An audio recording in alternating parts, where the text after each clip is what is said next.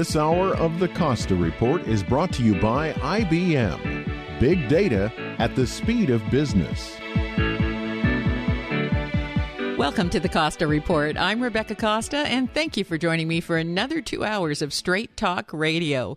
I want to take a moment to welcome members of our armed forces who are joining us over the internet today, especially those of you who are serving our country abroad. Thank you for being with us again. In just a moment, former governor and senator of Nebraska and presidential candidate Mr. Bob Kerry will be here to talk about the issues which are likely to affect the midterm elections. As of today, there are 9 Senate seats which are too close to call, also 17 House seats and 10 governorships, which could go either way. And I think we can all agree we have plenty of domestic and foreign controversy on the table.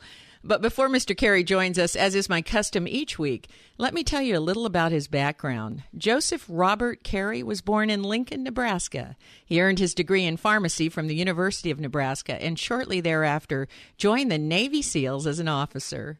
Mr. Kerry served in the Vietnam War and is the recipient of the Medal of Honor, awarded to him for risking his life beyond the call of duty and being severely wounded from a grenade blast. Then, for over a decade, Mr. Kerry turned his attention to business, building and operating a chain of restaurants and fitness centers. In 1982, the opportunity to serve his nation came around again. Kerry threw his hat in the ring for Governor of Nebraska, a position he won and served through 1987. And from here, Kerry went on to become Senator of Nebraska for multiple terms. And you'll also recall that Mr. Kerry was a popular Democratic presidential candidate in 1992. Despite retiring from his Senate seat, Kerry never got too far from Capitol Hill. He served on the 9/11 Commission, which investigated and provided recommendations to prevent future attacks, and he actively campaigned for James Webb of Virginia, Al Franken, and others.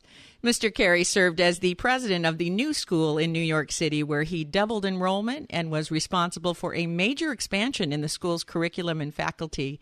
And following the New School, he joined the Washington, D.C. consulting firm, the Carmen Group. It's my pleasure to welcome to the Costa Report a respected leader on the battlefield and in our nation's capital, Mr. Bob Kerry.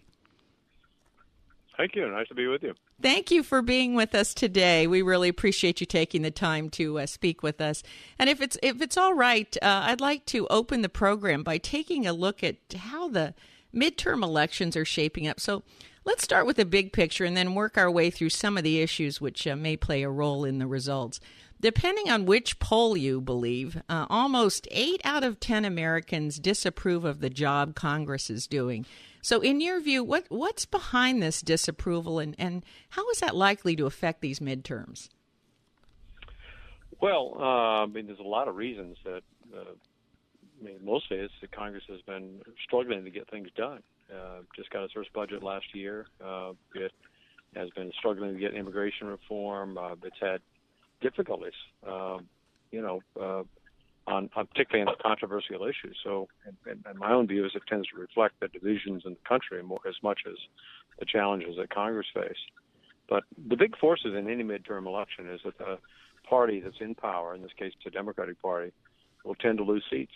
And so that's going to happen almost regardless of all other events. In this case, the incumbent president his approval rating is in the low 40s, and that will also negatively impact, I would say, Democratic candidates.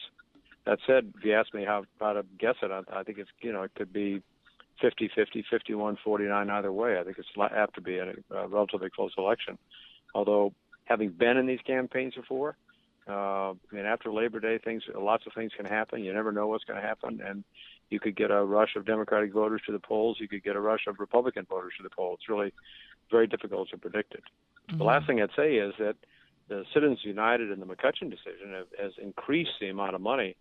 I think the Koch brothers are committed to spend $250 million on advertising, both against candidates they don't like, and that's typically Democrats, and for Republican candidates that they do like. So it's that outside money has begun to dominate campaigns more than the candidates themselves. I actually heard the figure, and it was a startling figure, that $2 billion with a B went into the last midterm elections. That's a pretty shocking number. It is a big number. I mean, the presidential campaign, I think both candidates together spent beyond $2 billion. But I think it's going to continue to get worse. You're going to see more and more outside money. What's happening is you're going to see states where the two Senate candidates spent considerably less than outside groups spent themselves on the campaign. There was trending that way before the 2010 Citizens United decision and before the McCutcheon decision this year.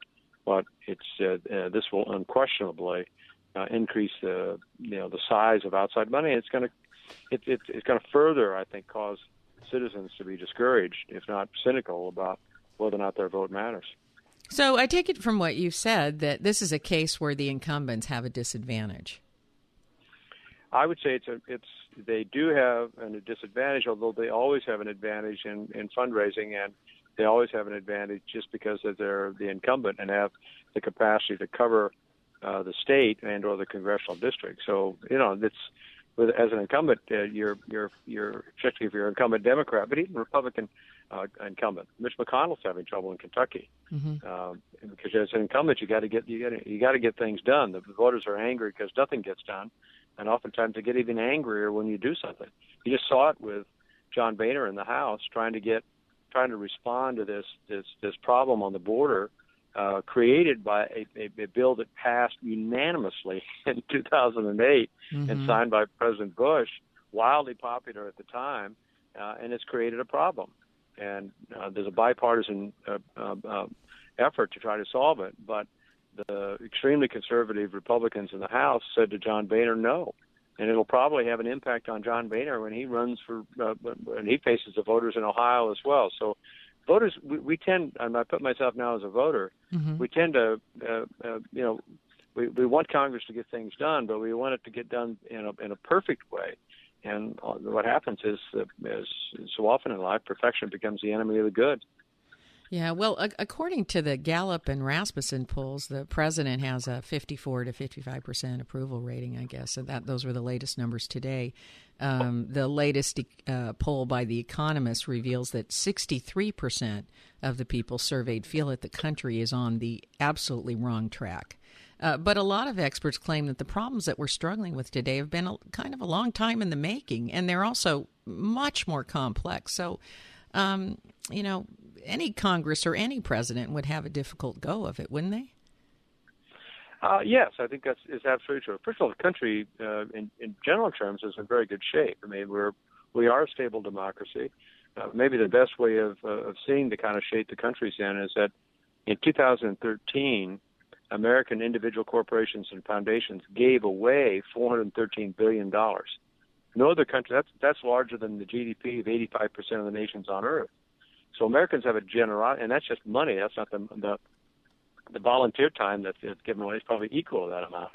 So if you look at the community level and see what people are giving away both in time and money, there's plenty of reasons, and I would cite that as one, to feel optimistic about the nation. The accelerating forces of globalism create tremendous amounts of problems economically and politically. And layers of complexity. I mean, we were just talking about the immigration problem that we have. Right. We seem to do one thing, and then it sets in motion a ton of unintended consequences. Well, the immigration issue, it's a great example of good news, bad news. People aren't immigrating to the United States of America by accident. They're coming here because they prefer it to wherever it is that they were born and raised. Yes. So they're not saying there's something wrong with America. They're saying something right with America. And that creates an immigration problem for us. Well, that's a good point. The more people that want to come here, the more it's a validation that maybe our country is in good shape.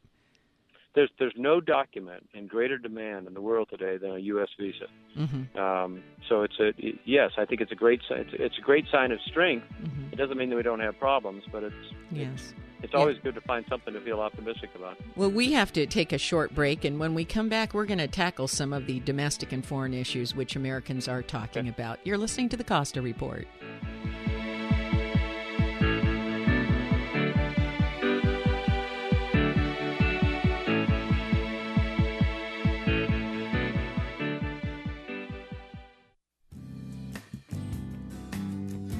Scott Caraccioli at Caraccioli Cellars is with us today to tell us why it's important for winemakers to focus on and to perfect a small number of wines.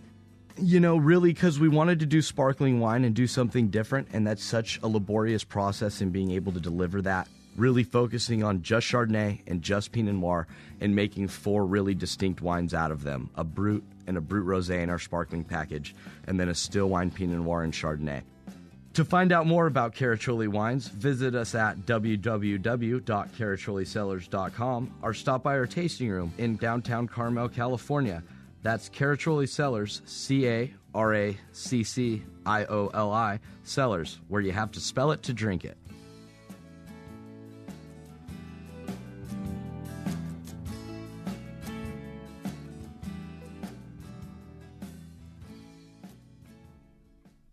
Hi, I'm Amy Tobin, cookbook author and culinary expert. Strawberries, blueberries, blackberries, and raspberries. Dole has a bounty of berries ripe for the picking. Fresh berries are not only delicious, but some of the most powerful disease-fighting foods available.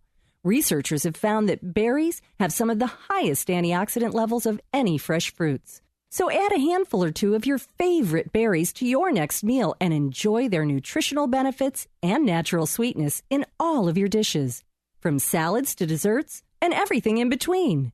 For fresh tips and ideas from Dole's berry experts, visit berries.dole.com. And be sure to check out the pages of mouth-watering recipes. Whether it's a sweet and savory blueberry cranberry chicken salad or a simple strawberry sorbet, Dole has the perfect berry to inspire your next berrylicious dish.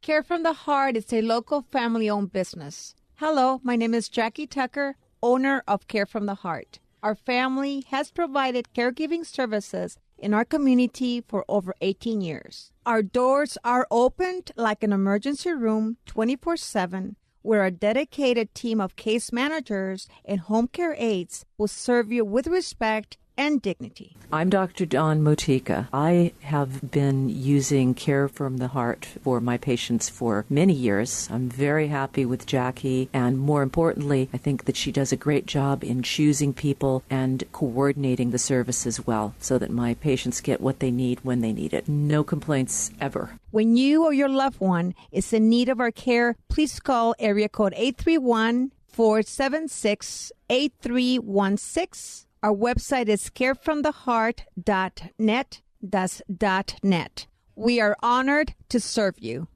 These are real celebrities. These are their real stories. And only Jeff Gallipo and Good Morning Monterey Bay can bring them to you. Kendra Wilkinson, of course, is back in the news because her ex-football player husband cheated on her with a transsexual model, apparently. Wow. But, wow, that's not a good story for either of those people. No, but her former ex, Hugh Hefner, has reached out to her amid the cheating scandal, apparently. He's reached out with, a bony hand was seen emanating from he's like the crypt people with a knurled claw just reached out for her. Please come back. Apparently, amidst the Viagra and baby food spittle, there was Kendra. No, actually, he was heard initially crying out for Mitzi Gaynor until he was reminded what decade he was in. That's our first Mitzi Gaynor reference. Well, very nice, very nice. Celebrity Gossip with Jeff Gallipo every Thursday morning at 8:15 on Good Morning Monterey Bay and KSCO AM 1080.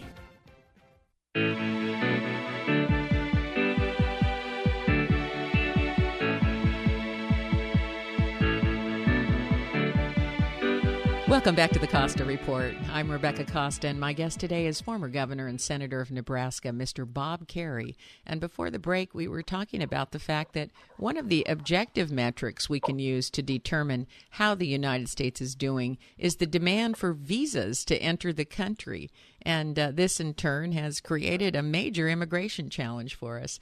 So let's talk about some of the issues that will come up during the election. For instance, the care of our nation's veterans. I know this is an issue that's near and dear to your heart. You were one of the first to publicly call for Shinseki's resignation.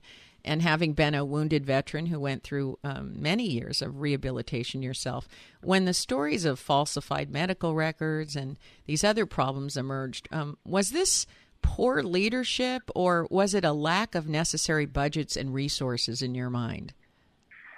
Well, I think it's a combination of both things. It's a failure to respond quickly to not just the evidence that was accumulating about Arizona, but in other parts of the country where veterans and their representatives were bringing cases that the delays were just unacceptably long. And it's an awful lot easier when you're a government agency to kind of say, well, we're doing the best we can.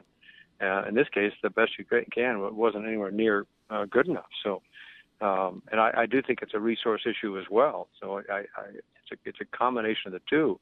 Made more difficult, by the way, you've got a situation here where the board of directors for the Veterans Administration has 535 people on it. A bit unruly to say the least, and they're all elected. And oftentimes, if you ask with a polygraph on them, what's more important, your reelection or the Veterans Administration, they're apt to say their reelection. So it's an extremely difficult thing to try to operate a claim system, a medical system. And there's lots of evidence they're doing a great job. They just didn't respond quickly enough to these challenges, these problems. Did you say that the board of directors is 535 members? Yeah, the Congress. This is really, but that's unmanageable. I mean, just basic human studies of groups of people and how they make decisions. Anything over 9 is problematic. Yeah, well, this is a bit more than 9. Yeah. No, it's why I think citizens need to have a little bit of sympathy for the difficulty of getting this done, because it's true in every one of our agencies. I mean, one of the hot issues right now is whether or not the CIA was doing things inappropriate to the Senate Select Committee on Intelligence, and what was the CIA doing during. This is $87 billion worth of efforts, all of it classified. The public has no right to know what's going on. So there's no free and open press, no FOIA requests that get you access to information. The oversight responsibilities of the Congress are exceptionally difficult, and it places an enormous burden, actually, upon the executive branch agencies that are trying to manage it, because they're getting pulled in multiple directions at once. Mm-hmm. Now, a lot of experts that I speak to claim that we seem to have problems with execution and implementation. And so from this perspective, problems with the Affordable Care Act website start to look like unnecessary delays in treating veterans, which start to look like the inability to secure our borders in the South or to act in time to protect our embassy personnel abroad. I mean, when all is said and done, these don't look like political issues. They look like issues of inept execution. Well, yeah, they do. Although I would say, first of all, you're not talking to an expert. I'm not probably up to the same standards that you've got when you're trying to figure out what's going on. But I think you're an expert. This is why I think you're an expert, because you're a business person. And you have to implement and execute every single day. You've run chains of restaurants, fitness centers. Those are not easy to run, by the way. For people who have ever tried to run a restaurant, my gosh, you got so many things going on all the time. But somehow, however, it's also important to understand. I have made many inept decisions in running those restaurants. It's just you don't know about it, and it's so. Well, that's nice of you to confess. No, I just don't know. I don't know that any human being has ever lived their entire life without making an inept decision. It happens. The most but I'm talking about execution, the ability to implement, to have an idea and carry it all the way through successful completion. But what I'm saying is, let's take the new compromise legislation that Congressman Miller and Senator Sanders just agreed to is apt to become law, right? So let's say there's 1,000 things that they've got to do in order to be able to get this thing done. You have to be in an environment where you allow mistakes to occur, because if every mistake is cross-examined and examined and say, "Oh, that was inept, you shouldn't have done that," right, and used by a weapon by the other side. That's right. Yeah. It can actually make it harder, because everybody then becomes risk averse. They don't want to do anything. You're better off being accused of having done nothing than having done something that turns out to have been poor execution. So I'm not trying to excuse government mistakes, I'm just trying to say that if you're doing the oversight or if you're actually in the game trying to figure out how to make it work, it can be very difficult if the external audience is expecting perfection. Yes. Remember, the preamble of the Constitution says we're trying to create a more perfect union, not a perfect one. And thank God our founders understood that. If it said our goal is to create a perfect union, we really would be in trouble. So let me ask you the $10 million question. I mean, as far as a leader's concerned, is it better to do nothing? Oh, it's never better to do nothing. Well, actually, from a risk standpoint, what I just said isn't true. There are times when, and this is really an important point, I think, in politics. The Senator Winbag gets asked a question: "What are you going to do about this problem?" Mm-hmm. There are times when the answer is nothing. You got to let the problem solve itself. People will work it out. Maybe the government shouldn't be responding to every single problem, trying to find a solution. Mm-hmm. There are times when the answer probably ought to be, we're not going to do anything. We're going to stay out of it and let it resolve itself. It will sort out. Let the wisdom of the masses go where it's going to go. But when you've got an actual problem that you're trying to solve, where you agree that some action is required, I think the worst thing of all is to sit around and say, I'm not even going to try. Right. But I do think that, and I agree with you, there are some times where you have to sit it out. I use my own children as an example, and sometimes they would get into some bickering. And, parents would rush in, and I'd say, well, my kids need to learn to work that out. And if they don't work it out when they're kids, they're certainly not going to work it out when they're adults. They have to find a way to achieve peace with someone who is annoying them or disagreeing with them. I figured that as parents, sometimes you need to just, you can't let them go to blows with each other, but you have to let them try to work it out. And it's really annoying when you're all in a small car. Right. but you do, and I do understand that, and I appreciate that. I think you're right. We jump to conclusions a little too fast, and we are very critical, and we do want perfection. And unfortunately, when leaders sit things out, we think we're quick to accuse them of not leading because they're not taking action. We associate action with leadership. Right. So let me just make a point in the discussion about veterans. I have been off and on a patient of the Veterans Administration since 1969. The taxpayers of America pay for my prosthetic limbs for the last 40-some years. I have no complaints, none. Now, unfortunately, I have to interrupt you there. We have a hard break we have to go to, but when we come back, I'd like to pick it up right there. We'll be right back with more from Bob Kerrey. You're listening to the Costa Report.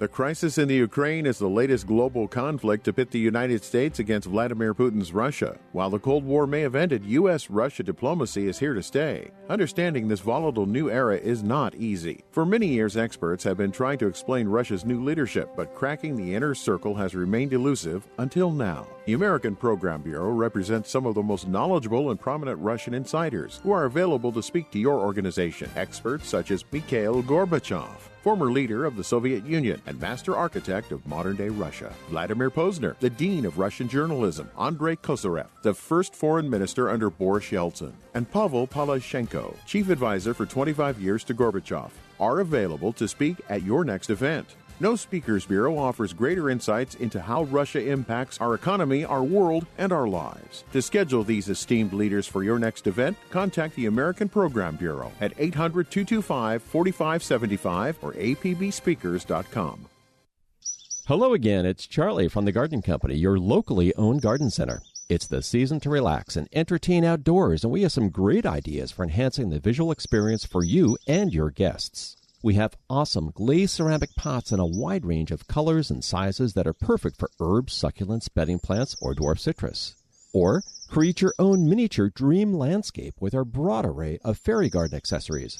Our art glass garden stakes provide glowing accents of aqua, yellow, orange, or red day and night with solar-powered LED lights. Of course, the Garden Company has a gorgeous selection of lush, blooming, hanging baskets and color bowls to add instant color to any deck, porch, or patio. Or add some stylized whimsy to your garden with our beautiful bird baths, benches, gazing globes, and garden art. Check out these ideas and more at the Garden Company Nursery and Gift Shop, 2218 Mission Street, across from Safeway on the west side of Santa Cruz. Like us on Facebook at facebook.com/thegardenco.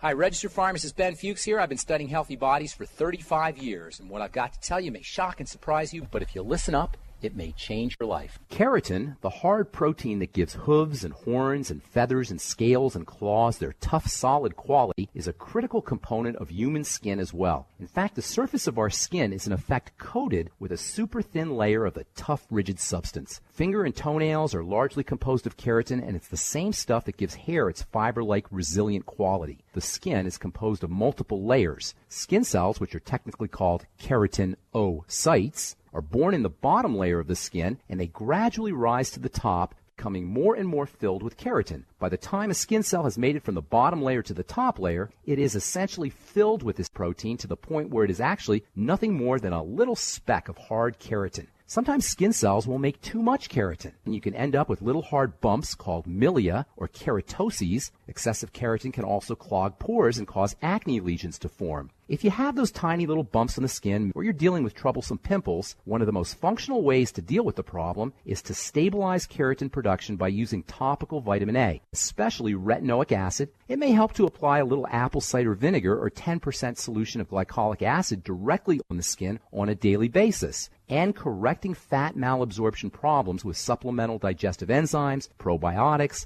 lecithin, and bile salts can help clear skin up too. Pharmacist Ben here, urging you to go to kscohealth.com to order Beyond Tangy Tangerine, the Healthy Start Pack, and other nutritional supplements that I personally use and recommend. You can purchase these premium quality products at wholesale prices online at kscohealth.com. That's kscohealth.com. I'm the pharmacist that believes that staying healthy and strong is not only about medicine, it's about giving your body the raw materials it needs to do its work. Go to kscohealth.com. Make sure you check out the cool videos too at kscohealth.com. That's kscohealth.com.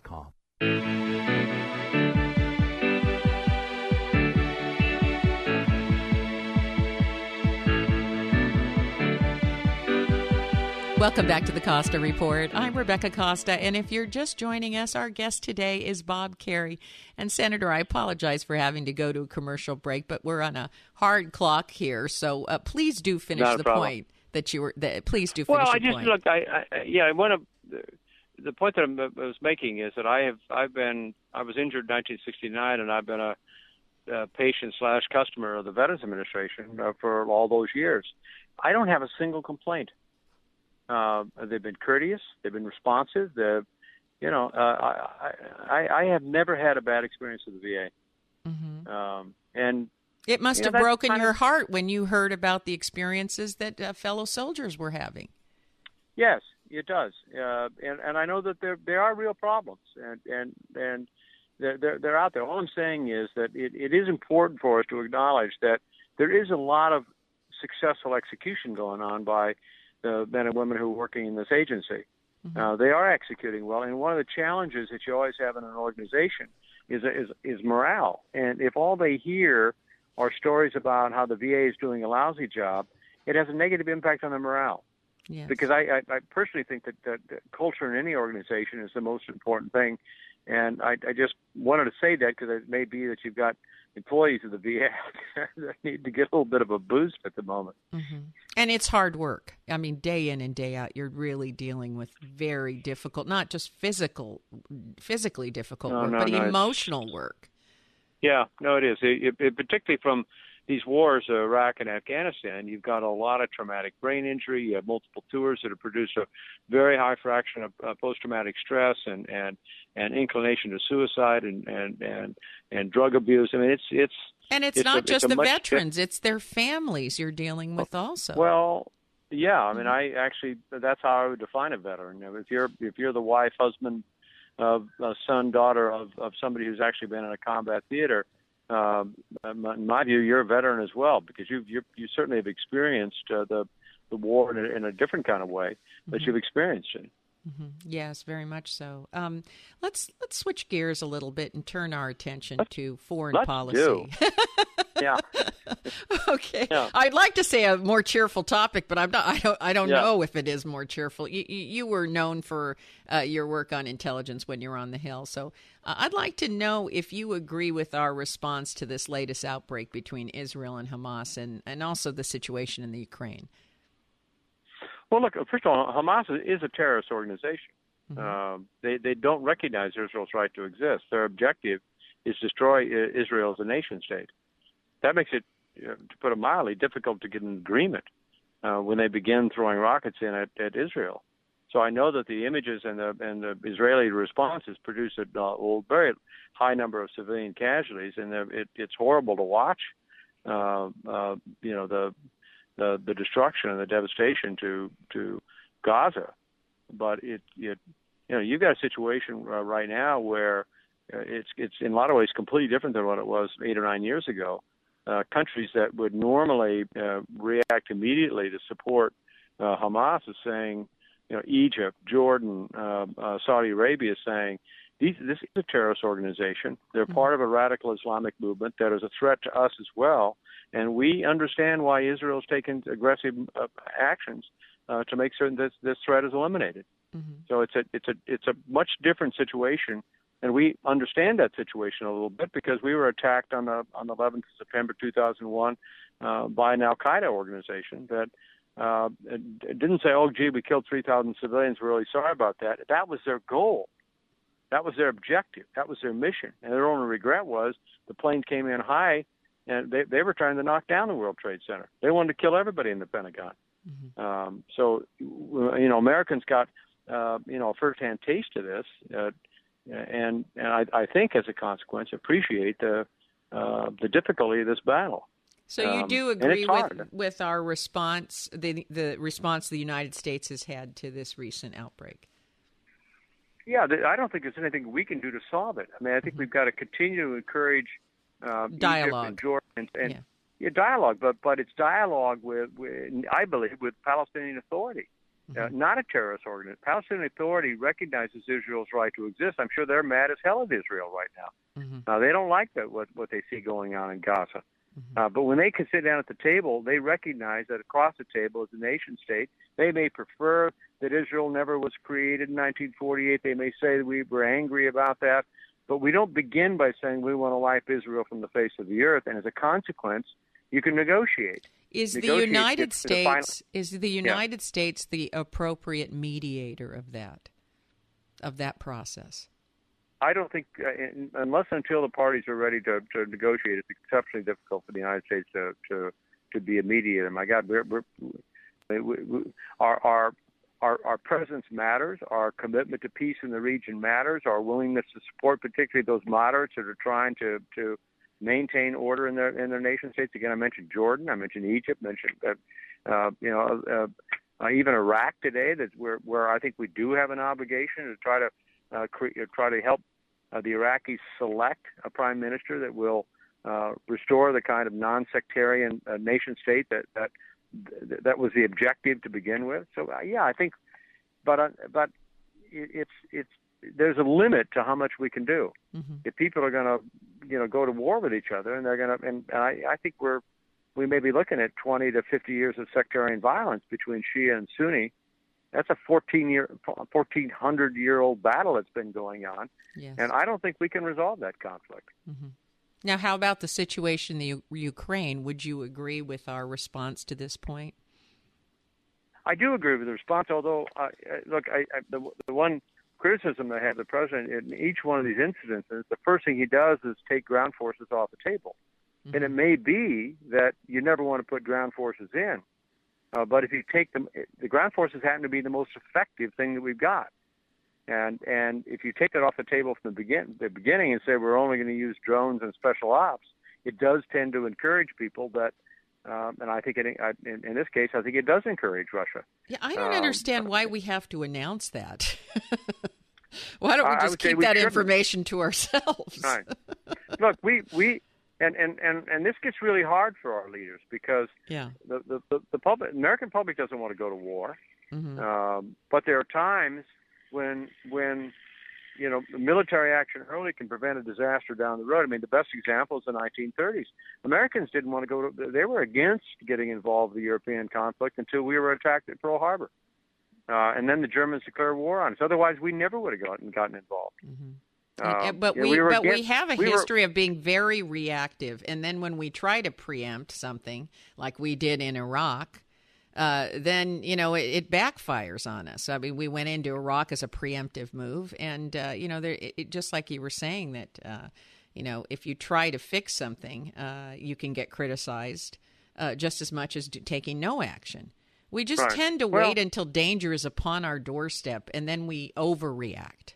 And we have a history of that. But we do. But what I'm saying is we also have a tendency, because we're a democracy, that when the conflict becomes unpopular, the leadership oftentimes wants to get out as quickly as possible. Mm-hmm. Remember, I don't remember it, 1864. But in 1864, when Abraham Lincoln was running for re-election, he might have lost.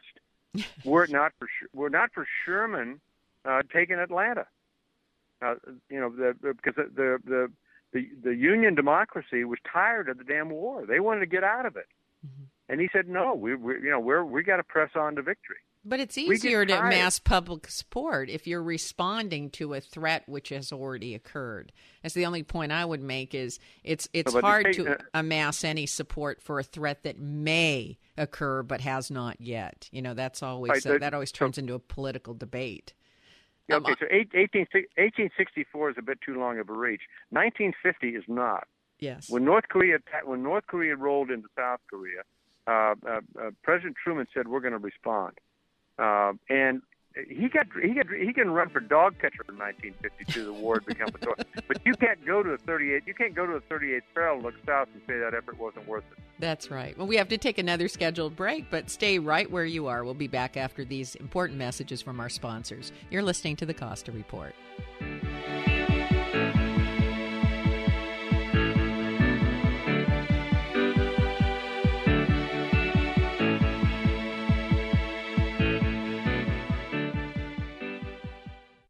Did you know that every day we create 2.5 quintillion bytes of data, and that 90% of the data in the world today has been created in the last 2 years alone? This data comes from everywhere, and it affects everyone. This data is big data. Big data is all data, and it's more than simply a matter of size. Big data represents an opportunity to uncover new insights, make your business more agile, and answer questions that were previously beyond your reach. IBM's Big Data platform uses sophisticated technologies and patented advanced analytics designed to complement your existing information infrastructure. The IBM Big Data platform allows you to get started quickly today and expand to address more complex problems tomorrow. It doesn't matter where you start, it matters that you start. Find out how IBM can help you turn big data into a competitive advantage by visiting ibm.com/bigdata today. Every day our world gets more complicated. Not only is new information coming at us faster than we can manage, new regulations, technology, and the effects of globalization have made it much more difficult to succeed. That's why I wrote The Watchman's Rattle, a book that, for the first time, explains how complexity makes it hard to separate facts from fiction, and eventually causes us to make important decisions based on unproven beliefs. And not just us, our leaders also fall prey to this phenomena. But here's the good news. Once you know the symptoms to watch for, you can safeguard against them. So please, go to RebeccaCosta.com, that's RebeccaCosta.com, and order your copy of The Watchman's Rattle. It only takes a few minutes and the shipping is free. That's RebeccaCosta.com. Do it now. You'll be glad you did. For the last few years, the Capitola Diner has been there. You might have seen it on 41st across from the mall.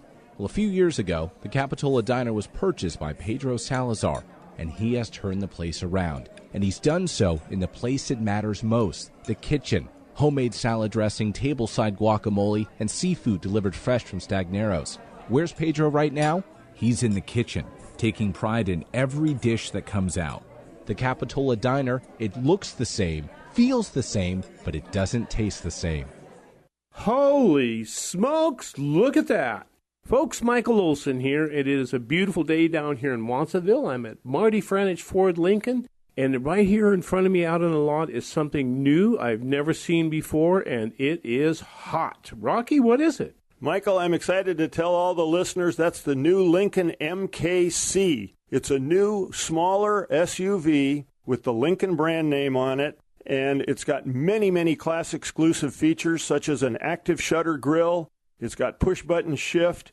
It has a foot-operated tailgate. It's just something people have to come down and see for themselves. It's got an amazing audio system also, by the way, and I think radio people love good audio systems. So it's a car you just have to see to appreciate. I like to remind people that we're the exclusive Lincoln dealer for Santa Cruz County now. We've got these new Lincoln MKCs, and they're priced right and ready to roll at Marty Franich Ford Lincoln in Watsonville. Join me for It's a Question of Balance with Ruth Copland on Saturday evening 8 till 10. My in-depth arts interview is with 18-year-old Antonique Rivella, a songwriter and recording artist who has used music to overcome her life challenges. We also ask questions that matter, focusing on the deeper issues underlying current events. Join me Saturday evening 8 to 10 on AM 1080 or ksco.com live stream.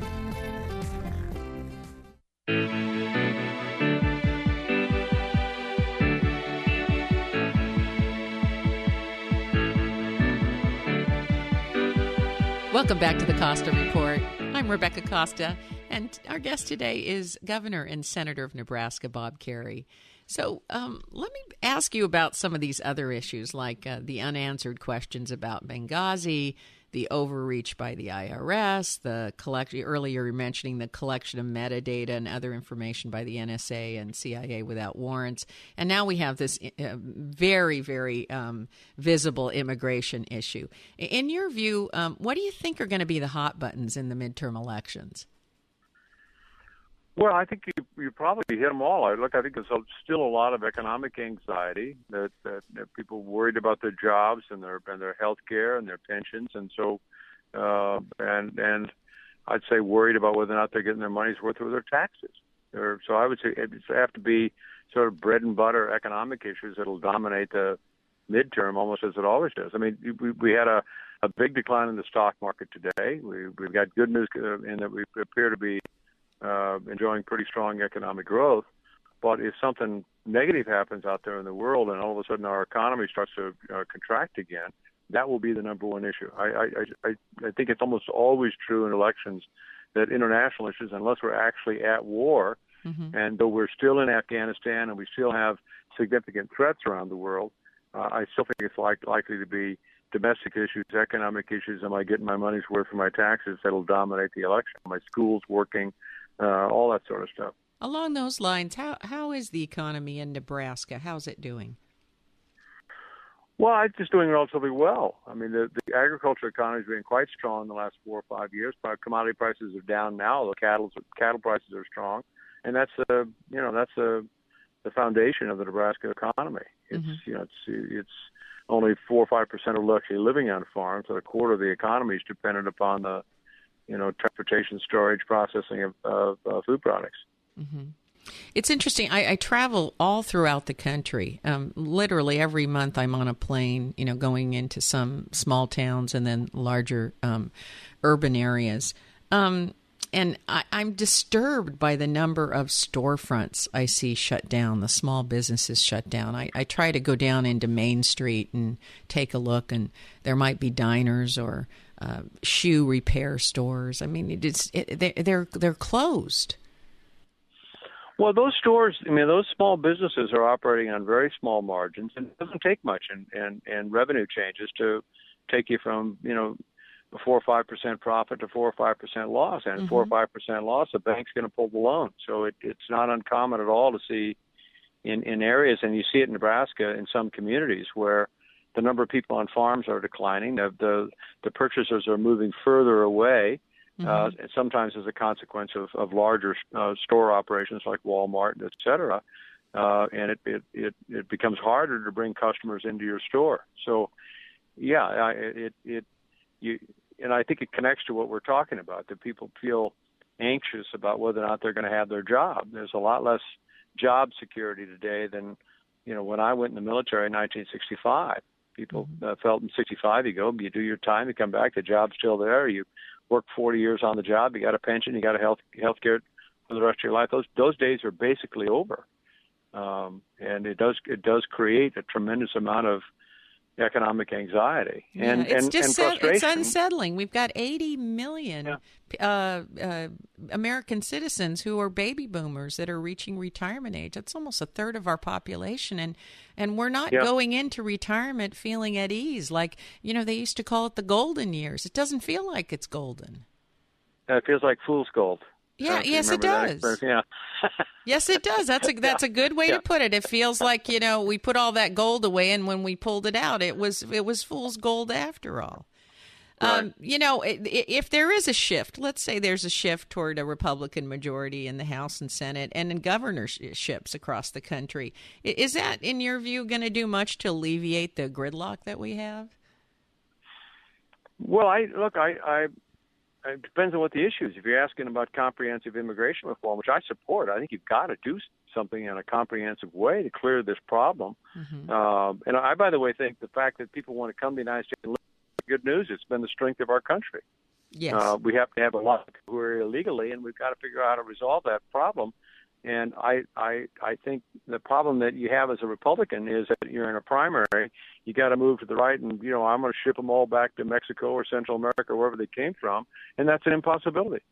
So I don't know if it's going to. My guess is it's less likely you're going to get immigration reform if that happens.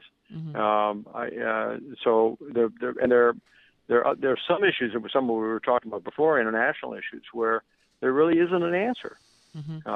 You might get better action on budget deficits and particularly the long-term problems that we have with entitlement. Maybe you get a better movement there. But the problem is in primaries, Democratic primaries, the more liberal people tend to show up for Democratic primaries, and same thing happens on the Republican side. And California is the only state that's actually reformed both of the way that congressional districts are done as well as how people are selected in primaries. If every state did it like California, both in the selection of congressional districts and the primary system, if all states would adopt the California system, I think it's more likely, regardless of who the party in power is in the Congress, it's more apt that they're going to be able to resolve those conflicts. Yes, I agree. Yeah. That's something that needed to be done, but it wasn't done easily here in California. I'm broadcasting from California, and I will tell you that. And I know you are. Well, that did not happen easily. Now, before we let you go, how can listeners keep in touch with you? Do you have a website or a way they can keep track of what you're working on? Oh, my God, you're asking me. No, I'm a private sector person, but I've got an email address. It's just bob.kerry@gmail.com. Okay, and so I'm working on a project called the Minerva Project in San Francisco, where we're creating a university from scratch. So I can be reached through the Minerva Project. The Minerva Project. And can you give that email address again? Because I know you're going to get bombarded by emails of people saying, why aren't you back on the Hill again? That's what you're going to get. I'm just warning you. I know my listeners, and they've been emailing me all week in anticipation of hearing from you today. It's just bob.kerry, Kerrey, @gmail.com. Okay. Well, unfortunately, we are all out of time. But before we say goodbye today, I'd like to thank you for your candor and also for your service to our country. Thank you, Mr. Well, you're Kerry. very nice. Nice talking to you.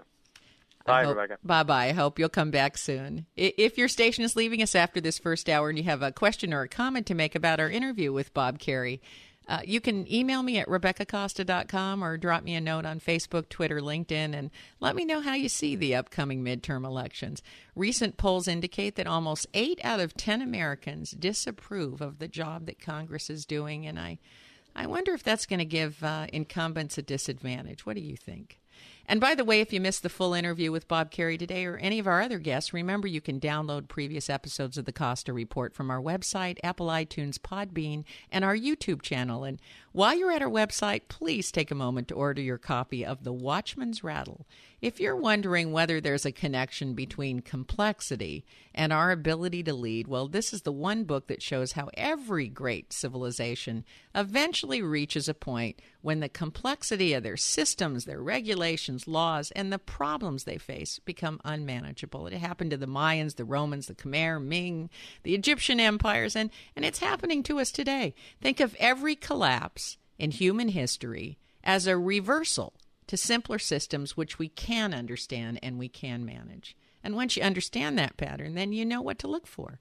So get your copy of The Watchman's Rattle today. All you do is just click on the image of the book on our website at RebeccaCosta.com, and it'll take you right over to a page where you can tell us what customized inscription you'd like. Makes a great gift.